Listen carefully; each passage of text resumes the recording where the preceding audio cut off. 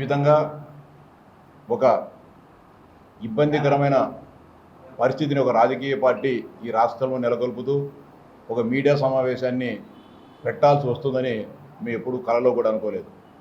గత వారం రోజులుగా ఎంతో పారదర్శకంగా ఎంతో నీతి నిజాయితీగా జరిగిన ఉపాధ్యాయ నియామక పరీక్షలలో అవకతవకలు జరిగాయి, డబ్బులు చేతులు మారాయని చెప్పి వైఎస్ఆర్సీపీ నాయకులు, ఆ పార్టీ అధ్యక్షులు జగన్మోహన్ రెడ్డి గారు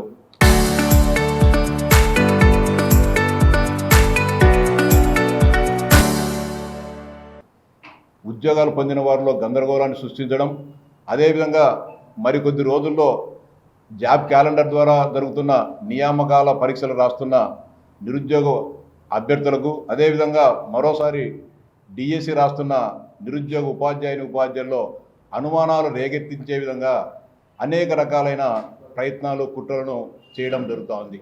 ఈ సందర్భంగా జగన్మోహన్ రెడ్డి గారు కానీ, ఆ పార్టీ నాయకులు లేవనెత్తుతున్న ప్రశ్నలు కానీ, అనుమానాలు కానీ అసంబద్ధమైనవని చెప్పి మేము పదే పదే చెబుతున్నా కూడా వారును పదే పదే ఒక అబద్ధం చెప్తే అదే నిజమని నమ్ముతారనే ఒక నాడుని సాకుగా తీసుకొని పదే పదే అబద్ధాలు ప్రచారం చేయడం జరుగుతోంది.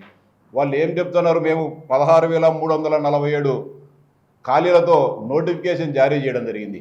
నోటిఫికేషన్ జారీ చేసిన తర్వాత ర్యాంకులకు సంబంధించి కానీ మార్క్స్ కార్డులకు సంబంధించి 22/8/2025 తేదీన వెబ్సైట్లో పెట్టడం జరిగింది. వాళ్ళు ఏం చెప్తారు, ఎక్కడ కూడా వెబ్సైట్లో పెట్టలేదు, రహస్యంగా పెట్టినారని చెప్తున్నారు. ఈరోజు కూడా విద్యాశాఖకు సంబంధించిన వెబ్సైటు బ్రహ్మాండంగా ఓపెన్ అవుతుంది. దాన్ని కూడా మీరు ఈరోజు వెరిఫై చేసుకున్నా కూడా ఈ రాష్ట్రంలో పరీక్ష రాసిన వారి అందరి అభ్యర్థుల యొక్క వివరాలు, వారి ర్యాంకుల వివరాలన్నీ కూడా ఉన్నాయి. దాని తర్వాత 28/8/2025 నాడు సర్టిఫికేట్ వెరిఫికేషన్ కోసం వాళ్ళందరినీ కూడా రమ్మని చెప్పి చెప్పడం జరిగింది.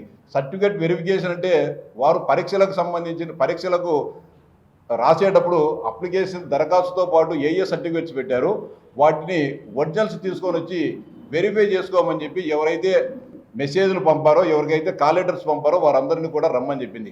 వాటిని పరిశీలించిన తర్వాత ఆ పరిశీలనలో అనేక రకాలైన అభ్యంతరాలు రావడం జరిగింది. ఉదాహరణకు కడప జిల్లాకు సంబంధించి కొంతమంది శ్రీకాంత్ అనే ఒక అభ్యర్థి, ఆయనకు కూడా కాల్ లెటర్ రావడం జరిగింది. శ్రీకాంత్కు సంబంధించి ఇతను అర్హుడు కాదు, ఇతను అనర్హుడు అని చెప్పి అతని కంటే క్రింద ఉన్న అభ్యర్థి ఇతని మీద ఫిర్యాదు చేయడం జరిగింది. ఏమని ఫిర్యాదు చేశాడు, శ్రీకాంత్ అనే అభ్యర్థి చెన్నూరు మండలంలో సచివాలయంలో ప్రభుత్వ ఉద్యోగం చేస్తున్నాడు. ఇక్కడ ఉద్యోగం చేసేటప్పుడు మళ్ళీ ఒంగోలు జిల్లాలో ఒక బీపీఈడి కళాశాలలో అతను రెగ్యులర్గా చదువుకున్నాడని చెప్పి ఫిర్యాదు చేయడం జరిగింది. అంటే ఇక్కడ ఉద్యోగం చేస్తూ అక్కడ అటెండెన్స్ ఉండకూడదు, అక్కడ అటెండెన్స్ ఉంటే ఇక్కడ ఉద్యోగం ఉండకూడదు, ఇక్కడ ప్రభుత్వం జీతం తీసుకుంటున్నాడు. ఇక్కడ కడప జిల్లాలో ప్రభుత్వం ద్వారా రెగ్యులర్ ఎంప్లాయీగా ఎంపికయ్యి ఇతను డబ్బులు తీసుకుంటున్నాడు. ప్లస్ అదే సమయంలో అక్కడ అటెండెన్స్ ఉంది. ఇతను తప్పు చేశాడు, ఇతను ప్రభుత్వాన్ని మోసం చేస్తున్నాడని ఇతని కింద ఉన్న అభ్యర్థి ఫిర్యాదు చేస్తే ఇది నిజమా కాదా అని చెప్పి ఇక్కడ సచివాలయంలో జీతం తీసుకుంటున్నాడా లేదా అని చెప్పి వెరిఫై చేయడం జరిగింది. అక్కడ ఒంగోలులో బీపీఈడి కళాశాల ఇతను చదివాడా లేదా అని చెప్పి తీసుకొని రావడం జరిగింది. అక్కడ చదువుతున్నట్టు చెప్పారు, ఇక్కడ జీతం తీసుకున్నట్టు చెప్పడం జరిగింది. ఈ పరిస్థితుల్లో ఇతను కోర్టుకు పోవడం జరిగింది. కోర్టులో ఏం చెప్పాడు, ఇతను నేను అవుట్సోర్సింగ్ ఉద్యోగం అని చెప్పి తప్పుడు సమాచారం ఇవ్వడం జరిగింది ఇతను. దీనిపైన కూడా కోర్టు విద్యాశాఖ రిట్ అప్పీల్కి పోవడం. అంటే ఇది న్యాయమా, ఇక్కడ జీతం తీసుకుంటా ఇంకొకసారి చదువుకుంటా అని చెప్పి కరెక్టా కాదా అని చెప్పి ఒకసారి వైఎస్ఆర్సీపీ నాయకులు ఆలోచించాలని చెప్పి చెప్తా ఉన్నా. ఇంకొక కేసు విజయభాస్కర్ రెడ్డి అని చెప్పి ఈయన కంటే ముందు సువాసిని నాయమకు ఉద్యోగం రావడం జరిగింది. ఏది వికలాంగుల కోటాలో ఉద్యోగం వస్తే ఈమె నకిలీ చెవిటి సర్టిఫికెట్ తెచ్చుకోనుంది, ఈమె అనర్హురాలని చెప్పి ఆమె మీద ఫిర్యాదు చేయడం జరిగింది. ఫిర్యాదు చేసిన వెంటనే ఈమె తీసుకొచ్చుకునేది ముందు గుంటూరులో, తర్వాత ఈమెను కర్నూలు మెడికల్ కాలేజీకి మెడికల్ బోర్డుకు ఈమెను పంపించడం జరిగింది. పంపించిన తర్వాత అక్కడ ఈమెకు నిజంగానే హీరింగ్ ఇంప్లాంట్ ఉంది, 52% ఈమెకు వికలాంగత్వం ఉందని చెప్పి సర్టిఫికెట్ ఇచ్చిన నేపథ్యంలో విద్యాశాఖ అధికారులు ఈమెకు ఉద్యోగం ఇవ్వడం జరిగింది. ఇతనేమంటాడు, ఆమెకు లేదంటాడు.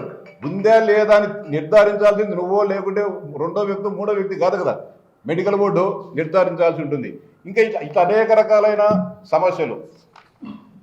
ఇంకో విచిత్రమైన సమస్య, మేదర్ ఆంజనేయులు ఎస్టీ కులానికి సంబంధించిన వ్యక్తి. ఇతను దరఖాస్తు చేసేటప్పుడే దరఖాస్తు నిబంధనలో ఏం చెప్పారంటే ఇంటర్మీడియట్లో 45% మార్కులు ఉంటేనే నువ్వు డిఎస్సి పరీక్ష రాసేదానికి అర్హుడని చెప్పడం జరిగింది. ఇతనికి ఇంటర్మీడియట్లో ఉండేదంతా 43.5 మార్కులు మాత్రమే.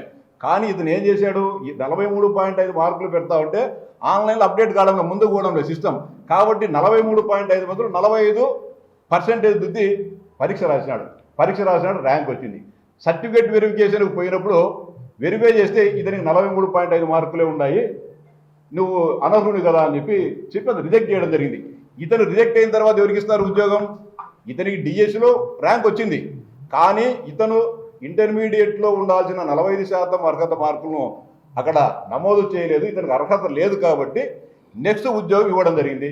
ఇతను నాకు అన్యాయం జరిగిందని చెప్పి రకరకాలుగా గ్రీవెన్స్కి పోయినాడు, అన్ని రకాలు విన్నారు. అన్నీ కూడా నీవు వ్యవహరించిన తీరు సరికాదని చెప్పి స్పష్టంగా చెప్పడం జరిగింది. అలాగే అనేక రకాలుగా స్పోర్ట్స్ కోటాలో ఏ రామకృష్ణ అని అతను ఏం చెప్తాడు, నాకు బీసీఏ కేటగిరీలో ఉన్నా నాకు ఉద్యోగం రాలేదనేది అతనికి ఒక గ్రీవెన్స్. దానికి సంబంధించి కూడా 3 పోస్టులు మాత్రమే ఉన్నాయి బీసీఏలో.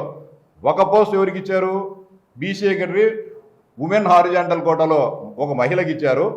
దాన్ని అదేవిధంగా ఒక వికలాంగ సర్టిఫికెట్ ఉన్న ఒక అభ్యర్థికి ఇచ్చారు. ఇంకొకటి స్పోర్ట్స్ కోటాలో 3 ఇచ్చారు. అంటే రిజర్వేషన్ ప్రక్రియ ప్రకారం ఏ కోటా ఉందో ఆ కోటా వారికి ఆ ఉద్యోగాలన్నింటినీ కూడా ఇవ్వడం జరిగింది. అంటే కింద ఉద్యోగం రాని వాళ్ళలో మాకేమైనా అన్యాయం జరిగిందని అనుమానం ఉన్నప్పుడు వాటన్నిటిని కూడా సక్రమంగా నివృత్తి చేయడం జరిగింది. ఇట్లా 1-2 కేసులను పట్టుకొని, అంటే న్యాయపరంగా ఎక్కడ కూడా నిలబడని, చట్టం ముందు నిలబడే కేసులను కొన్ని ఉదహరిస్తూ జగన్మోహన్ రెడ్డి, ఆయన నాయకులు, ఆయనకు సంబంధించిన మీడియాలో మాట్లాడడం జరుగుతూ ఉంది. అదేవిధంగా ఇంకోటి మాట్లాడతారు, పేపర్లు చూసి రాసినారు లేకుంటే కాపీయింగ్ జరిగిందని. ఇదో 10వ తరగతి పరీక్షలో లేకుంటే ఇంటర్మీడియట్ 5వ తరగతి పరీక్షలు కాదు, దాంట్లో అయితే ఎవరు ఎంతమంది పాస్ అయినా కూడా ఇబ్బంది. ఒక 1/2 మార్కు తేడా వచ్చినా కూడా ఉద్యోగం రాని పరిస్థితి ఉంది. ఆ 1/2 మార్కుతోనే నీ జీవితమే అంధకార బంధనమయ్యే పరిస్థితి ఉంటుంది. ఎవరు కూడా ఒకరి పేపర్ ఒకరు చూపించుకుంటే పరిస్థితి రాదు, ఫలితది కూడా. అదేవిధంగా పేపర్ ద్వారా జరిగిన ఎగ్జామ్ కాదు, కంప్యూటర్ బేస్డ్ ఎగ్జామ్. ఇన్ని కంప్యూటర్లు ఉంటే ఈ కంప్యూటర్కు వచ్చిన ప్రశ్నపత్రం వేరు, ఈ కంప్యూటర్కి వచ్చిన ప్రశ్నపత్రం వేరు, ఈ కంప్యూటర్కి వచ్చిన ప్రశ్నపత్రం వేరు. ఒకరికొకరు నిజంగా సమాధానాలు చెప్పుకున్నా కూడా ఫెయిల్ అయ్యి పరీక్షలో ఎత్తిపోయి తప్ప నిజంగా వాళ్ళు సక్సెస్ అయ్యేదానికి ఏమాత్రం కూడా అవకాశం ఉండదు. ఇవన్నీ కూడా తెలిసే గందరగోళం సృష్టించాలా, భవిష్యత్తులో జరిగే రిక్రూట్మెంట్లలో అనుమానాలు కలగాల, ప్రభుత్వాన్ని ఇబ్బంది పెట్టే విధంగా, ముఖ్యంగా గౌరవ విద్యాశాఖ మంత్రి లోకేష్ గారిని ఇబ్బంది పెట్టాలనే ఒక అసూయ విద్వేషాలతో ఇవన్నీ చేసే కార్యక్రమం. అదేవిధంగా రూల్ ఆఫ్ రిజర్వేషన్కి సంబంధించి కూడా మాట్లాడుతున్నారు. రూల్ ఆఫ్ రిజర్వేషన్కి సంబంధించి అత్యంత స్పష్టంగా హారిజాంటల్ రిజర్వేషన్ను పాటించడం జరిగింది. గతంలో వర్టికల్ రిజర్వేషన్ పద్ధతి ఉండేది, అది సక్రమంగా న్యాయం జరగడం లేదని చెప్పి హారిజాంటల్ రిజర్వేషన్ పద్ధతిలో సక్రమంగా ఏ కేటగిరీకి కేటాయించిన ఉద్యోగాలను ఆ కేటగిరీకి వారికి వచ్చే విధంగానే 100కు 100% ఈ రాష్ట్రంలో జరిగిన ప్రతి ఒక్క ఉపాధ్యాయ రిక్రూట్మెంట్ కూడా జరగడం జరిగింది. ఎక్కడైనా సరే రిజర్వేషన్ను అతిక్రమించినారనో, రిజర్వేషన్ పాటించలేదనో, రిజర్వేషన్ కలిగి ఉన్న అర్హత కలిగిన అభ్యర్థినికి కానీ ఉద్యోగం రాలేదనే విషయాన్ని ఎక్కడైనా చూపించమని చెప్పి ఛాలెంజ్ చేస్తూ ఉన్నాం. దీంట్లో ఉమెన్కి హారిజాంటల్ రిజర్వేషన్లో ఉమెన్కు 33.33%, డిజేబుల్డ్ పర్సన్కు 4%, ఎక్స్ సర్వీస్ మెన్కు 2%, మెరిటోరియస్ స్పోర్ట్స్ పర్సన్ 3% ఇవ్వడం జరిగింది. ఈ మెరిటోరియస్ ఈ పర్సన్ దానికి సంబంధించి నిన్న ఒక నాయకుడు మాట్లాడుతున్నారు. గతంలో 29 క్రీడలకు సంబంధించి మాత్రమే ఈ క్రీడా కోటాలో రిజర్వేషన్ ఉండేటి, మీరు 65 తీసుకున్నారని చెప్పి చెప్పడం ఇది అన్యాయం అని చెప్పి చెప్పడం జరుగుతుంది. గౌరవ భారత ప్రభుత్వమే అంటే మారుతున్న కాలానుగుణాలకు అనుగుణంగా 29 గేమ్స్ స్పోర్ట్స్ ఉండేదాన్ని 2020 సంవత్సరంలోనే కేంద్ర ప్రభుత్వము 63 చేసింది. తరువాతి కాలంలో 65 మరొక 2 గేమ్స్ని పెంచి 65 చేసి రిక్రూట్మెంట్స్ను కూడా ఇవ్వడం జరిగింది.